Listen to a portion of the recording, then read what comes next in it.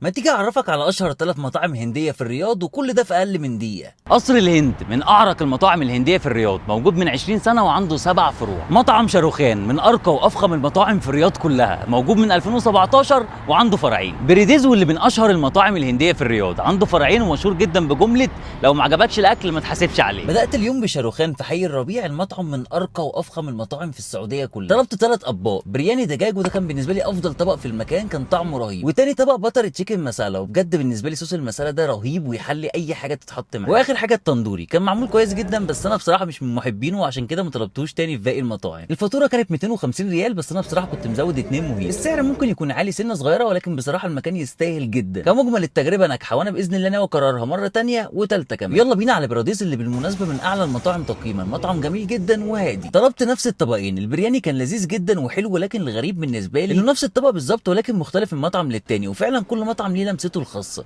سلطه الخيار دي مخليها طعمه احلى بكتير. والطبق اللي كنت طاير بيه ولا تشيكن مسالا، نوع الزبده اللي فيه رهيب رهيب، مستحيل يكون نوع زبده عادي. الفاتوره كانت 124 ريال. ويلا بينا دلوقتي على قصر الهند. المطعم ما شاء الله مليان، حتى الانتظار كمان بالدور، وبصراحه مش نفس التوضيب ولا ديكورات المطعمين التانيين، ولكن برده مش نفس الاسعار، اسعاره اقل منه. وللاسف انا اتلخبطت وطلبت البرياني بدون دجاج، ولكن طعمه كان مميز جدا. وبرده بدل ما اطلب البتر مسالا طلبت التكه مسالا، وانا مش من محبينها، ولكن كانوا عاملينها حلوه. والافضل بالنسبه لي كانت ديناميت معمول عالمي. الفاتوره كانت 135 ريال، وانا كنت مزود 2 عصير فريش. وبكده يكون الفيديو خلص. لو عندكم اماكن افضل من اللي انا قلتها يا ريت تكتبوا لي، واستنوني في فيديو جديد، ومساء الجمال عليكم.